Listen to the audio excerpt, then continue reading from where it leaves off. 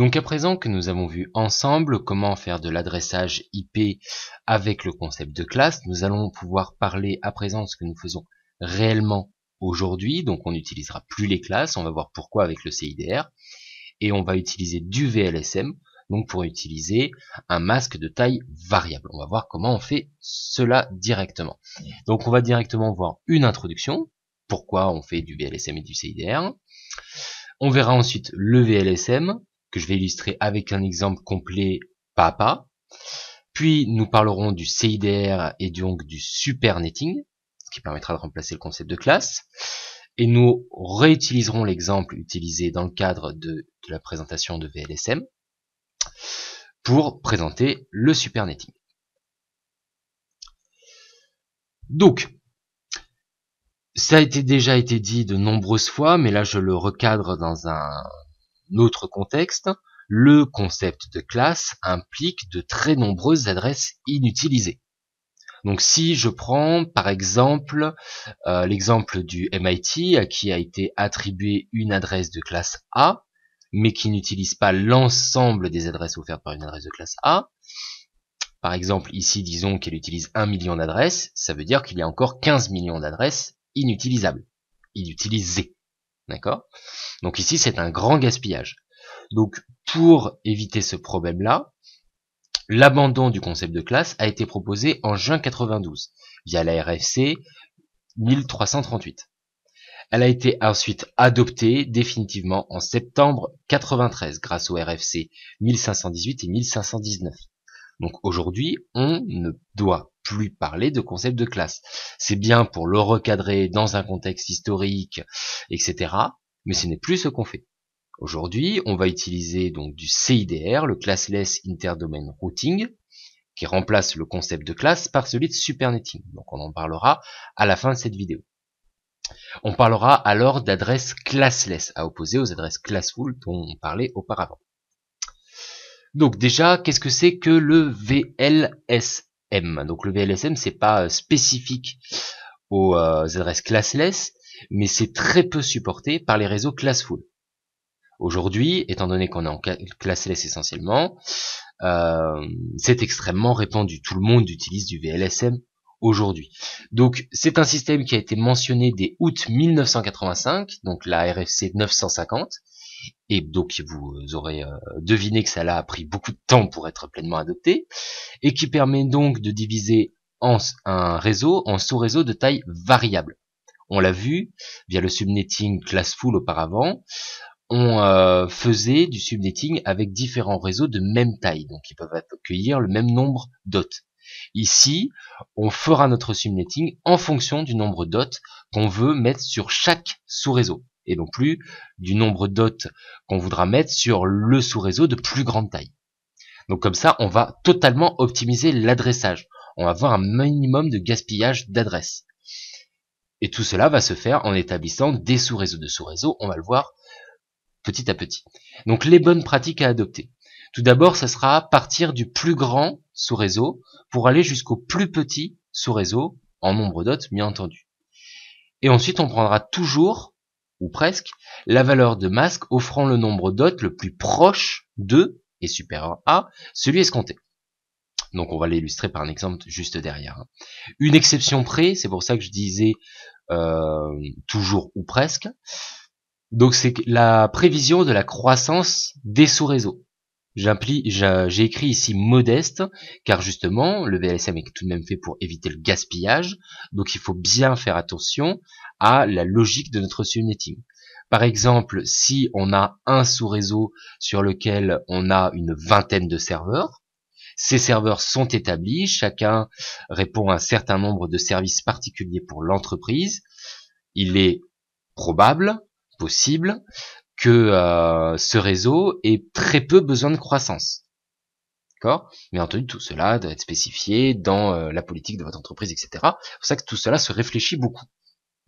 En revanche, un parc de machines dans un open space ou un réseau Wi-Fi ou ce genre de choses peut avoir une énorme croissance très rapidement. Donc là, c'est quelque chose qu'il faudra prendre en compte. On va pas prendre le plus proche, on va prendre le plus proche de ce qu'on pense être le plus raisonnable. Voilà. Donc en se laissant la marge la plus raisonnable possible. Bien entendu, on ne prendra jamais, en revanche, le nombre escompté. Pourquoi jamais le nombre escompté exactement? Tout simplement parce que si vous avez exactement 30 machines sur un réseau et que vous avez besoin même temporairement d'en rajouter une 31e, si vous n'avez pas mis suffisamment de bits, vous n'avez pas utilisé un masque suffisamment petit, vous ne pourrez pas du tout vous connecter car il n'y a aucune adresse IP disponible. Donc vous serez obligé de voler l'adresse IP d'une autre machine. Voilà. Donc, une petite remarque au passage. La RFC 1875, qui est relative au VLSM et qui a été écrite en décembre 95, permet de passer outre la RFC 1860, qui voulait qu'une adresse de réseau, c'est-à-dire celle qui a tous les bits à 0, ne soit jamais utilisée pour désigner un des sous-réseaux.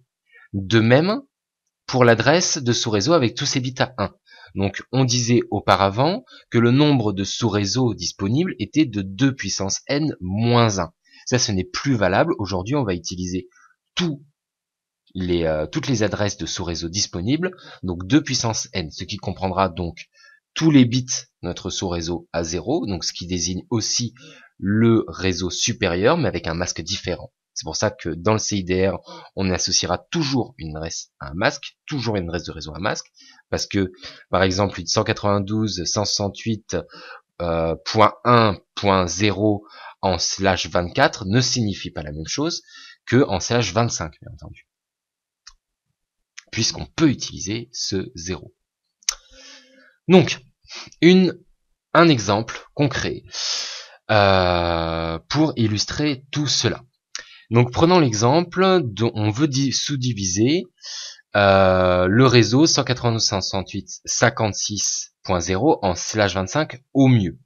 Donc on va partir du principe ici qu'on n'a aucune croissance ou très peu, extrêmement peu de prévu sur nos réseaux. Donc ici la plage d'adresse de ce réseau 192.168.56.0/25. C'est donc celles qui partiront de 192.168.56.0 en binaire, pour aller donc de tout à 0 jusqu'à tout à 1 moins 1, donc tout sauf le broadcast. Donc ici par contre, la remarque précédente pour les sous-réseaux, elle n'est pas applicable bien entendu pour les autres. Pour les autres, on doit toujours ne jamais utiliser l'adresse de réseau comme adresse dot, donc celle avec tous les bits dot à 0, c'est jamais utilisé, et on n'utilisera pas non plus l'adresse de broadcast comme une adresse dot, donc celle qui a tous les bits à 1. Donc on ferait toujours un 2 puissance n moins 2. Donc on va subdiviser ce 192.168.56.0/25 au mieux en 3 réseaux. Donc ces 3 réseaux sont composés d'un réseau de 28 machines, d'un réseau de 10 machines, qu'on appellera N2, et d'un réseau de 4 machines, qu'on appellera N3. Donc 28 machines, qu'est-ce que ça nous donne? Ça nous donne donc 2 puissance 5 moins 2, ça nous donne 30 hot maximum, donc 5 bits, ça va correspondre à un /27, d'accord? 32 moins 27, tout bêtement, ce qui donne 5. Ensuite, pour 10 machines, 2 puissance 4 moins 2 nous donnera 14, donc c'est ce qu'il y a de plus proche. Donc on va utiliser un /28, donc 32 moins les 4 bits pour l'adresse dot. Et enfin le N3, donc 4 machines, 3 bits suffiront, étant donné que 2 puissance 3 moins 2 donne bien 6, donc ça nous donnera du /29. 32 moins 3 égale 29, tout bêtement. Donc je vous l'illustre ici, à chaque fois je mettrai les espaces pour bien qu'on voit l'adresse de sous-réseau, l'adresse dot. Donc ici on a donc 192.168.56, le premier bit est pour le réseau qu'on divise, c'est le /25. Les 2 bits suivants, on va les utiliser pour le subnetting. Et les 5 bits suivants, c'est donc pour l'adresse dot. Bien entendu, vous vérifiez que cela est compatible avec le nombre de réseaux dont vous avez besoin. On va le voir juste à l'instant.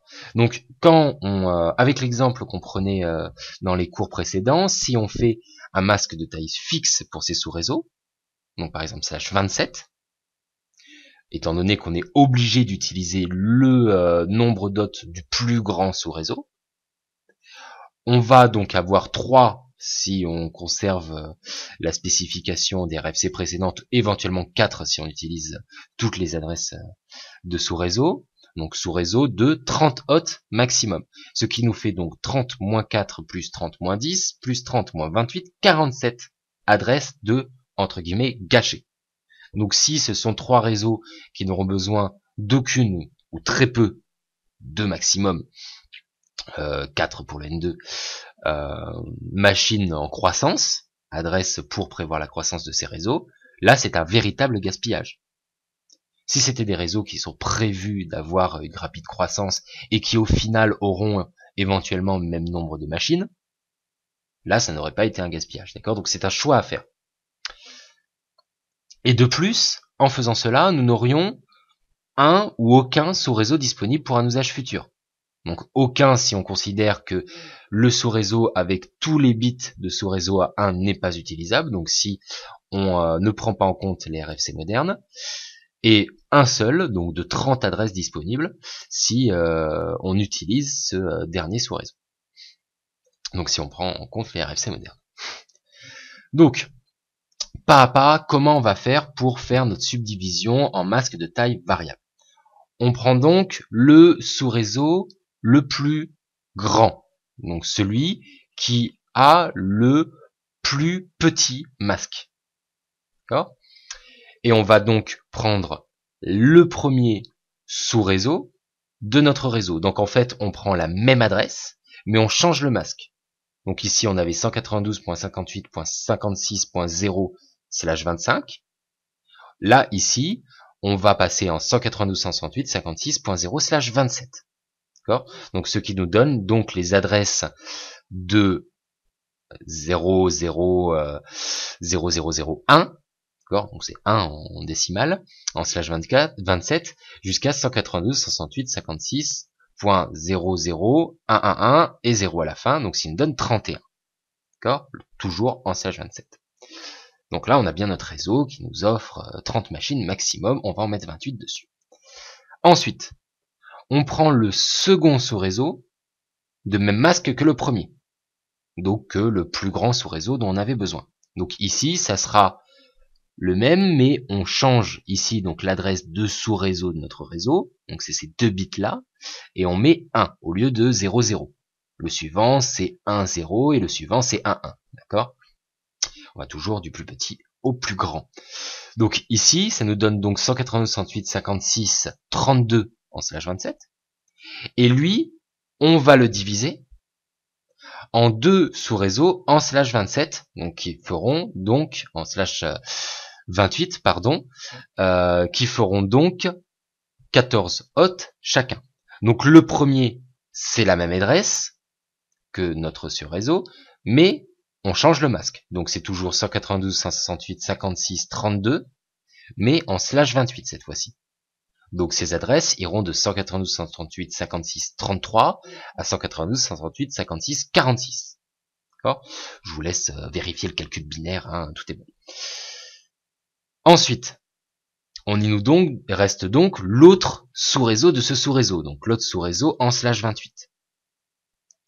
On va pouvoir à nouveau le diviser en /29. Donc là, j'insiste, hein, c'est par rapport aux spécifications qu'on avait fait ici. Si on avait fait un autre sous-réseau N3 de 10 machines, on aurait continué à utiliser /28, donc on aurait directement utilisé le suivant en /28. Là, on n'a pas besoin du réseau suivant en /28, donc on passe en dessous, donc on passe au /29. Même adresse, /29. Donc ici, enfin, adresse suivante en /29. Donc on va prendre le premier, 192.168.56.48 en /29, qui ira donc de 192.168.56.49 à 192.168.56.54. Et le second, sous réseau donc en /29, reste disponible. Ok ? Donc ici, qu'est-ce qui nous reste disponible dans l'ensemble? Il nous reste de disponible un sous-réseau qui peut donc accueillir 6 hôtes maximum, puisqu'il est en /29. Celui-là, il n'est pas utilisé. Donc si on pourra faire un nouveau sous-réseau ensuite. Il nous reste également ici, donc on a divisé seulement 2 fois, donc il nous reste 2 sous-réseaux en /27 directement disponibles.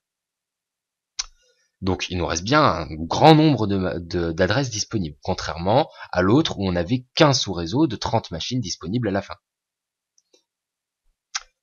Donc, on aura gâché combien au final d'adresses? Gâché, là je le mets vraiment entre gros guillemets, parce que ici, prévoir une croissance de 2 ou 4 sur un sous-réseau, c'est vraiment le minimum. Mais entre guillemets, combien on a gâché d'adresses? Donc, 30 moins 28, 14 moins 10 et 6 moins 4. Donc 6 adresses. On est très loin du 47 de tout à l'heure. Et donc, il nous reste, comme je vous l'ai évoqué précédemment, plein de sous-réseaux encore disponibles pour le subnetting, alors que auparavant, il nous en restait que un. Même si on utilisait les vieilles RFC, il nous en restait aucun. D'accord? Là, disons que si on utilisait les vieilles RFC, ce qui serait pas acceptable ici, vu qu'on est en VLSM, mais il nous en resterait un, mais aujourd'hui, il nous en reste deux. D'accord? Donc, il en reste toujours un de plus qu'auparavant, en /27, et il en reste aussi un de plus en /29. Donc, ce qui nous fait donc 30 machines en plus de disponibles et 6 machines en plus de disponibles. Donc 2 réseaux et celui-là de 30, on aurait pu encore le subdiviser, etc. Ça dépend de ce qu'on voudra faire comme sous-réseau en plus à l'avenir à partir de ce 192.168.56.0/25. Donc là, on a une grande liberté pour les extensions à venir, à part sur les sous-réseaux qui sont déjà établis, mais ils ont été établis en partant du principe que on aurait très peu de croissance dessus. Cependant, remarque finale, gardez toujours à l'esprit de prévoir la croissance de vos sous-réseaux. Je l'ai déjà dit, mais j'insiste dessus. Donc, dans les faits, on va, par exemple, dans notre cas ici, on n'aurait pas fait ce genre de solution. On aurait ici utilisé d'autres, on serait parti d'un /24 éventuellement, et on aurait ici utilisé du 26, 27 et 28. D'accord, comme ça, on a beaucoup plus de marge. Bien entendu, si ce n'est pas possible, comme ici dans des exemples, si c'est imposé qu'on soit en /25 pour le réseau de départ et qu'on doit absolument le diviser dans ce nombre de sous-réseaux, là, oui, ça sera pas possible. Donc, soit pour vraiment prévoir, on fera du netmask de taille fixe, soit on sera obligé de ne pas prévoir cette extension. Donc là, ça sera pas forcément très compatible avec nos objectifs futurs. Donc ensuite, maintenant on a vu le VLSM, on va parler du CIDR, donc le supernetting, c'est l'opération inverse du subnetting. Donc je vous l'ai dit déjà, le CIDR, il implique l'absence totale de concept de classe. Donc de NetID prédéfini pour désigner l'ensemble de nos sous-réseaux. Ici, si on était avec un concept de classe, on aurait bien le réseau 192.168.56 en /24 qui a été défini, vu que c'est une adresse de classe C, donc dans le NetID, et qui nous permet d'englober tous nos sous-réseaux. Ici, en CIDR, il n'y a plus le concept de classe. Donc ce n'est plus applicable. On peut subdiviser autant de fois qu'on veut un réseau en sous-réseaux. Autant de fois qu'on veut, ou presque, hein, bien entendu, dans la limite de l'IPv4. Donc, je l'ai dit, VLSM, il implique donc qu'un réseau peut être subnetté à plusieurs niveaux.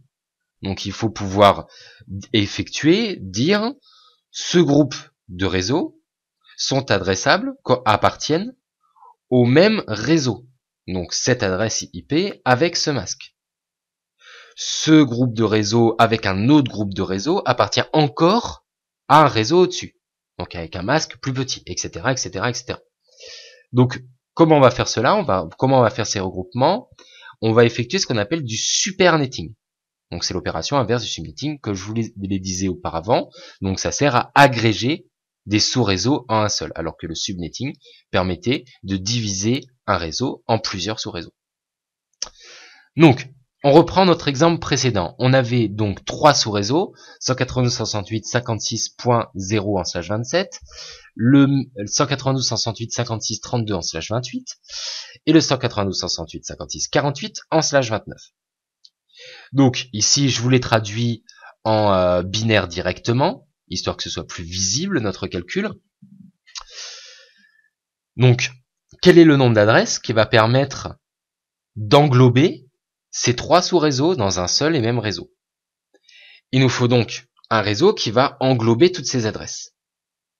Donc, il faudra qu'il aille de 192.168.56.0, donc un masque en masque de 27, d'accord, ici, on doit tout avoir à 0, donc 1, à jusqu'à 192, 168, 56, 55, la dernière IP disponible de ce réseau-là, en slash 29. Donc, quel est le réseau le plus proche de cette plage d'adresses? Donc, c'est un réseau qui ira de 192.168.56.0 à 192.168.56.000 et tout des 1 derrière. Donc, le réseau 192.168.56.0.0.0.0.0 en slash 26 va bien correspondre à cette plage d'IP. Si vous le regardez bien, hein, qu'est-ce qui permet de déterminer ça? C'est tout simplement ici la présence de ce 0-là, voilà, qui permet de le déterminer. D'accord? Si on avait un 1 ici, ça serait un masque plus petit. Donc ça serait 25, etc., etc., etc. Hop. Donc ici, le masque à établir, eh bien le 255, 255, 255, 2 fois 1, et que des zéros derrière, donc le 255, 155, 155, 192, qui est bien lui-même un sous-réseau du réseau qu'on a subnété auparavant, le 192, 68, 56, 0/25. Donc, ce supernetting a permis d'établir un super réseau qui englobe ces 3 sous-réseaux, sans englober non plus tous les sous-réseaux qu'on a effectués à partir de notre IP de départ, de notre réseau de départ. D'accord ? Donc, cela conclut cette vidéo sur le VLSM et le CIDR. Donc, nous aurons vu dedans les techniques modernes d'adressage. Donc, les masques de sous-réseau de taille variable, VLSM pour Variable Length Subnet Mask. Et donc, l'adressage classless, donc, qui se passe du concept de classe, donc avec le CIDR et le supernetting. Donc, cela conclut notre partie sur l'IPv4. On va directement passer à une autre solution moderne, qui a pour but de remplacer tout cela, qui est l'IPv6. Donc pareil, avant de passer à l'IPv6, vérifiez bien que vous avez bien compris le concept d'IPv6 qu'on a présenté dans l'introduction au protocole IP dans le chapitre sur les fondamentaux. Et je vous donne donc rendez-vous tout de suite pour voir l'IPv6 ensemble. Vous allez voir, c'est même presque plus simple que l'IPv4 au final, même si le format peut faire peur. Donc à tout de suite.